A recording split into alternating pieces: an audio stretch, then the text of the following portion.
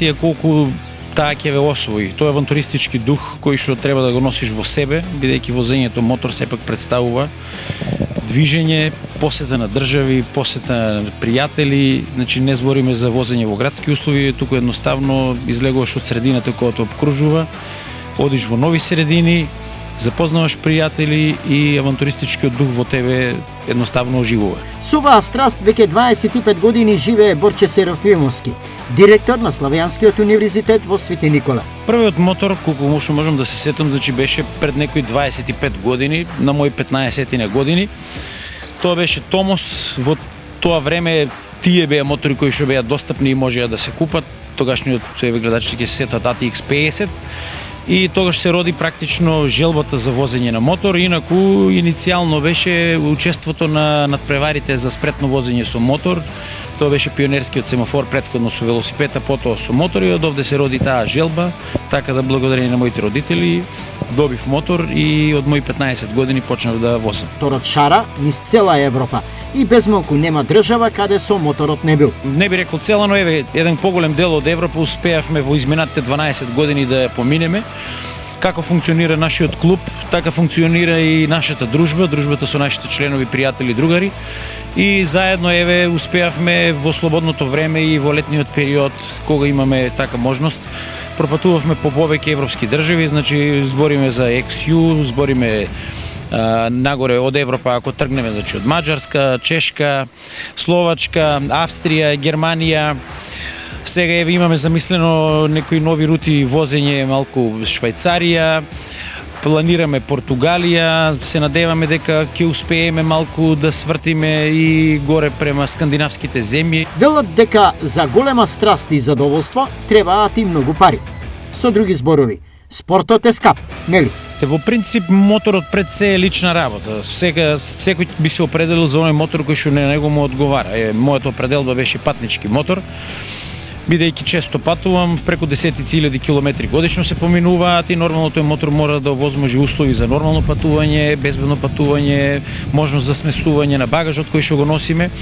И еден таков мотор просечен сега, ако збориме за цена на половен, тој би се движел некаде околу 10.000 евра, додека како нов тој веќе надминува 20.000 евра. Кои дестинации и по кои критериуми обично ги бираат моторџиите? Ние избегуваме да возиме по автопат во тешки градски средини кај што има премногу сообраќај, едино нели кога возиме некаде, ако отидеме во некој голем град, нормално за проспиеме да прошетаме, но поголем дел од времето гледаме да го поминеме на места каде што едноставно има што да се види, кај што може да се почувствува убавината, природата на таа држава.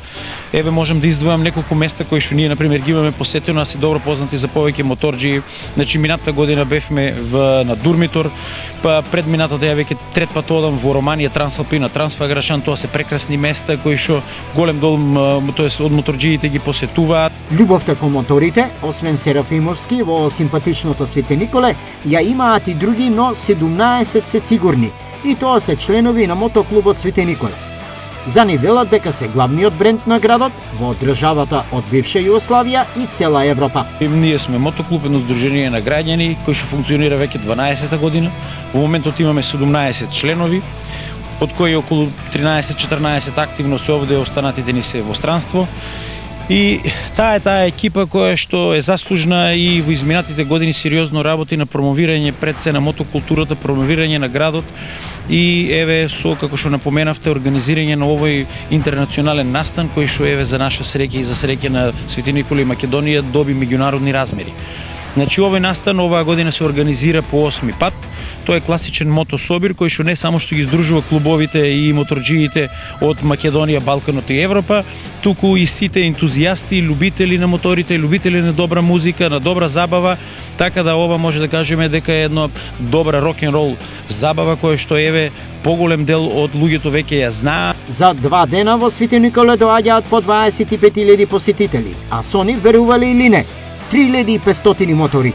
Можно ли? Минатата година еве ќе напоменам чисто еве да земеме на компарација тоа што го очекуваме оваа година, нормално сакаме да биде поголемо од минатата, но за минатата година ќе кажам дека за 2 дена имавме некаде околу 23-24 илјади посетители, некаде околу 3-3,5 илјади моторџии со мотори, Луѓе од страна ни дојдоа Грција, Бугарија, Косово, Црна Гора, Србија, Хрватска, Босна, Словенија, Австрија, Полска, имавме Чешка, така да тоа е една импозантна, прекрасна бројка од мешан карактер.